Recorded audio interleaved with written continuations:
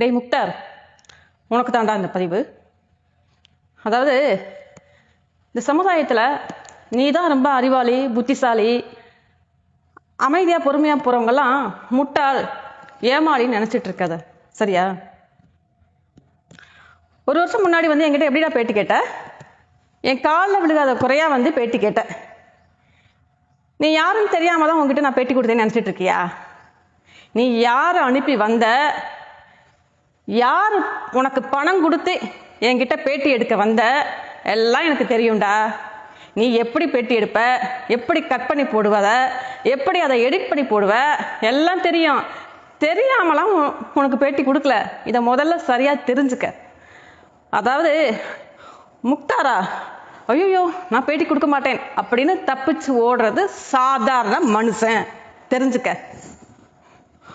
உன்னைய என் இடத்துக்கு இங்க வர வச்சு, எனக்கு ஈக்குவலா உன்னை உட்கார வச்சு உனக்கு பேட்டி கொடுத்த பத்தியா, அதுதான்டா அந்த சாதாரண மனுஷனுக்கும் இந்த இறை சக்திக்கும் உள்ள வித்தியாசம்.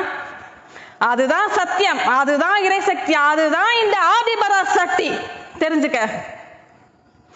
அதாவது சத்தியத்தை எல்லாரும் போதிச்சுட்டு போயிடலாம்டா. யாரு வேணாலும் போதிக்கலாம். உண்மையாயிரு, அன்பாயிரு, பணிஞ்சு நட, ஆணவம் இல்லாம நட அப்படின்னு யாரு வேணா பேசலாம்டா. அது என்ன சூழ்நிலை வந்தாலும், என்ன சோதனைகள் வந்தாலும் அந்த சத்தியத்துல நிக்கணும் அப்படின்னு அந்த சத்தியத்தை போதிச்சு அந்த சத்தியத்திலே நிலை பெற்று அந்த சத்தியத்தின்படியே வாழ்றது சாதாரண விஷயம் இல்லடா. அது சாதாரண மனிதனால அது முடியாதுடா.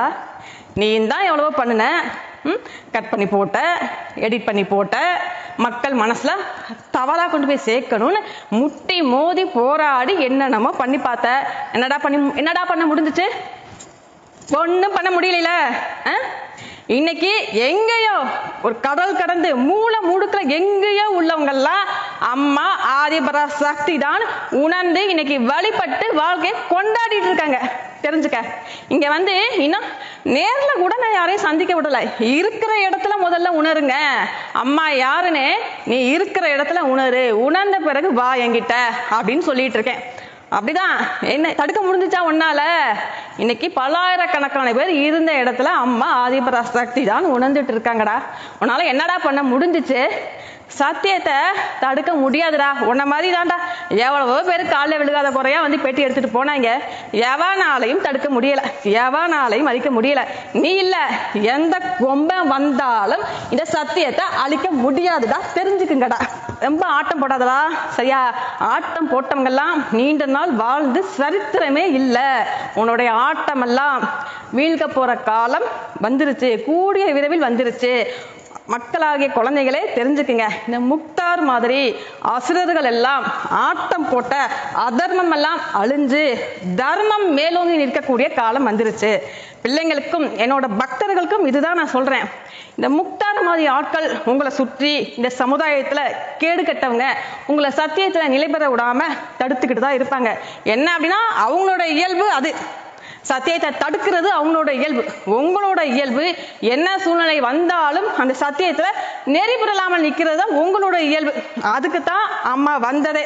சத்தியம்னா என்ன, அந்த சத்தியத்துல நிலை பெறுவது எப்படி, சத்தியமாவே வாழ்வது எப்படி அப்படிங்கறதுக்காகத்தான் அம்மா அத்தனை சூழ்நிலைகளையும் அத்தனை சோதனைகளையும் ஏத்துக்கிட்டு கடந்து இன்னைக்கு சத்தியத்துல நிலை பெற்று சத்தியத்தை ஜெயிக்க வச்சுட்டு இருக்கேன்னா உங்களுக்காக தான். உங்களுக்கு கற்றுக் கொடுக்குறேன். உங்களுக்கு அதாவது சத்தியத்தின் பாதையில எந்த ஒரு சூழ்நிலையுமே வராம அதுல போறது, அதுல பயணிக்கிறது எளிமை.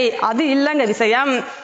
உன்னை அங்க தடுக்கிறதுக்கு பயங்கரமான சூழ்நிலைகள், பயங்கரமான சோதனைகள் வரும். வந்துமே நீ சத்தியத்துல நிக்கிறியா, அந்த சத்தியத்தின் பாதையில நீ பயணிக்கிறியா அப்படிங்கிறதுக்கு தான் அந்த சூழ்நிலைகள் கொடுக்கப்படுது. நீ அங்க பயந்து தப்பிச்சு ஓடணும்னு நினைச்சேன்னா நீ அதுல நிலை பெற முடியாது. என்ன சூழ்நிலைகள் வந்தாலும், என்ன சோதனைகள் வந்தாலும், இந்த முக்தார் மாதிரி எவ்வளவு ஒரு ஆயிரக்கணக்கான பேர் கேடுகட்டவர்கள் வந்தாலும் நீங்க அம்மா கையை பிடிச்சிக்கிட்டு அந்த சத்தியத்தின் பாதையில பயணிக்கும் போது ஒரு குறிப்பிட்ட காலம் தான், ஒரு குறிப்பிட்ட நிலை வரைக்கும் நீங்க பயணிச்சுட்டு வந்தா போதும். அதுக்கப்புறம் ஆட்டோமேட்டிக்கா அங்க என்ன நடக்குமோ அங்க அதர்மம் அளிக்கப்பட்டு தர்மம் அங்க நிலைச்சுதான் நிற்கும். அது மாதிரிதான் அந்த கடுமையான சூழ்நிலையில நீங்க கடந்து வந்துட்டா போதும். அங்க தர்மம் நிலைச்சு நின்னே ஆகும். சத்தியம் ஜெயிச்சுதான் ஆகணும். இதுதான் விதி, இதுதான் பிரபஞ்ச விதி. அதனால சரியா தெரிஞ்சுக்குங்க. முக்தார், உன்னோட ஆட்டம் எல்லாம் முடிவுக்கு வர போகுது. நீ உன்னோட வீழ்ச்சி தான் இனி வரப்போகுது, தெரிஞ்சுக்கடா.